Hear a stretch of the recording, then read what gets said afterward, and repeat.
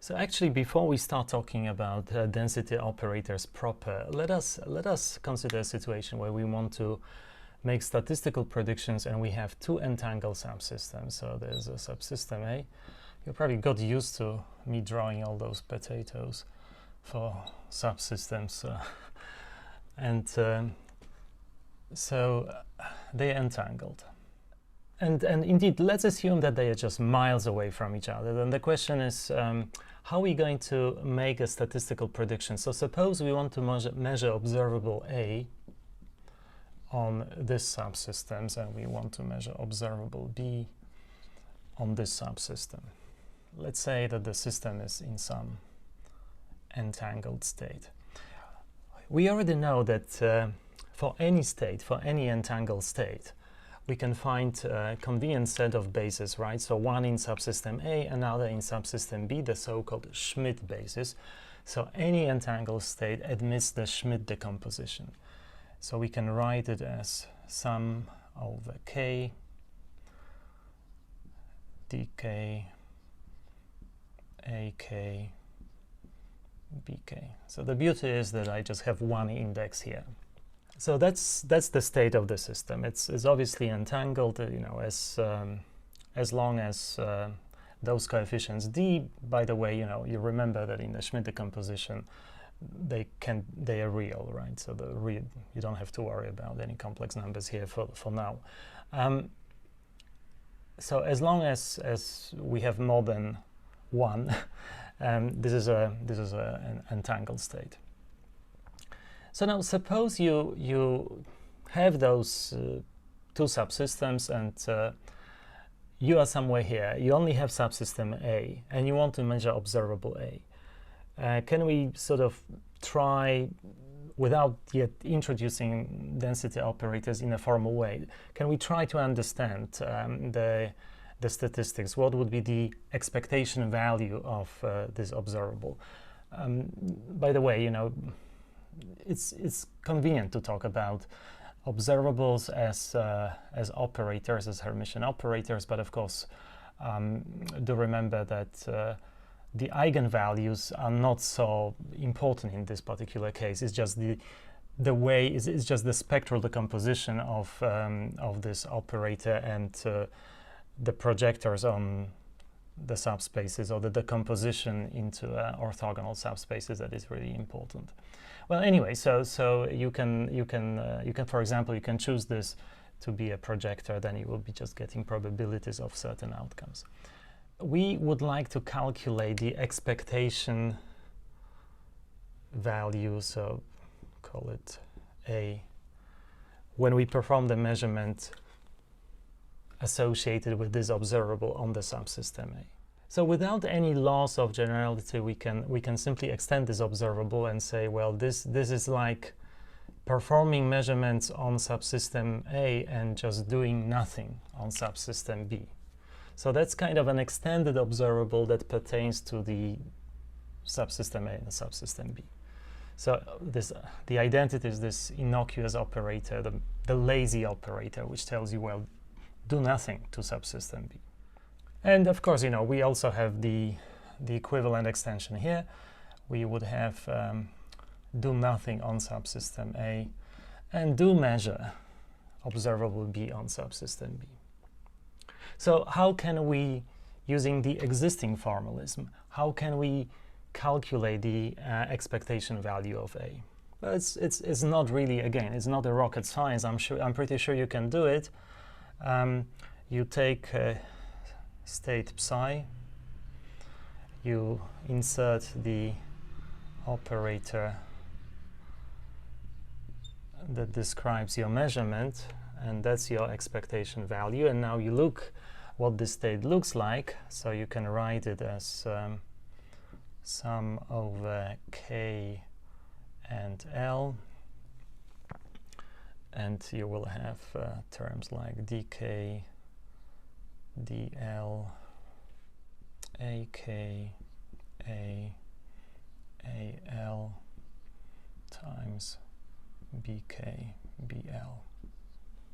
Right? So that's what will happen when you just take the state, psi, take the cat, take the bra, sandwich the operator a tensor identity in between those two. Now, if you look at this, you can see right away that this thing is just delta KL, right? So if BK, BL are different, then it's 0, otherwise it's equal to 1. So we can then reduce the whole expression into the sum over just one index. So it'll be sum over k, and then I have dk squared. Again, it is a real number, so it's just a dk squared.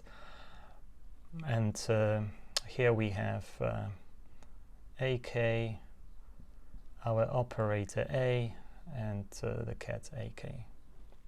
Now let me do a little bit of magic and write it, and well, a low-level magic I would say, and just write it in a way that is useful for our subsequent discussion, but you will actually get lots of understanding from this expression. But nonetheless, let me just write it: trace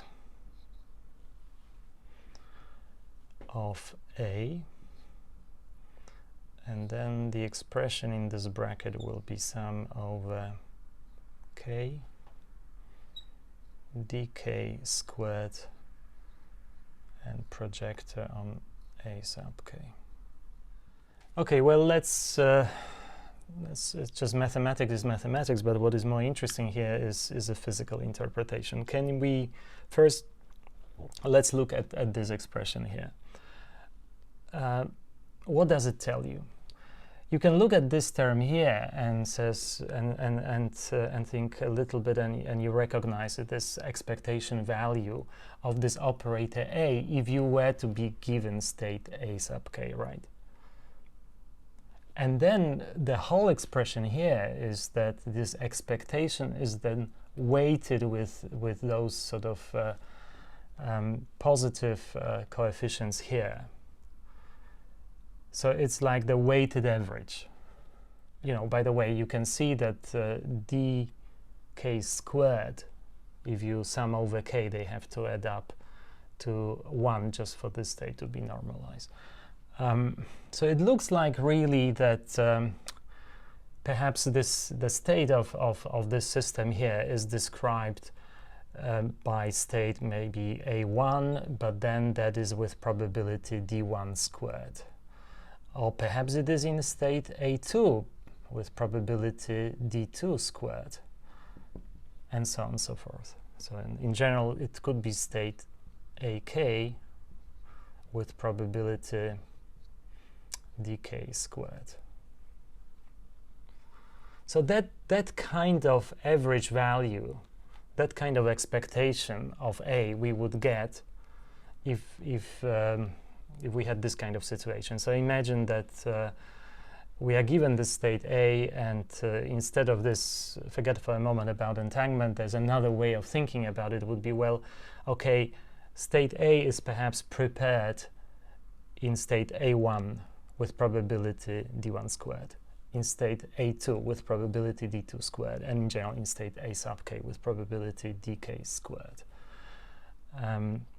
We call this kind of concept a statistical mixture. So it's a mixture of those pure states. I say pure means like state that can be described by a state vector. So the mixture of those states with those probabilities. So that is as far as you can get from this expression here. Now, if you look at this expression, first of all, you have to just convince yourself that this is equal to this. You can go backwards, and maybe that's easier. One expression that we will be using over and over again for the trace, a useful identity is the trace of this operator AB is equal to BA, the inner product of B and A. You can use it here, and it's very easy to see that this is true, and once you use this, you can actually see the connections between those two. So the reason I wanted to do it this way, apart from the sort of pedagogical purposes, was to separate the notion of something that is attributed to the system, that is the state of the system, and something that is attributed to the measuring device, that is the observable. So I wanted to separate the observable from the state. So you can see that here, this thing, which is obviously an operator, which is in this case it's a weighted sum of projectors, or rank 1 projectors. Let's call it rho, this state, this operator. So you can see that here we have only parameters that pertain to the system, to the preparation of subsystem A. They are related to subsystem A.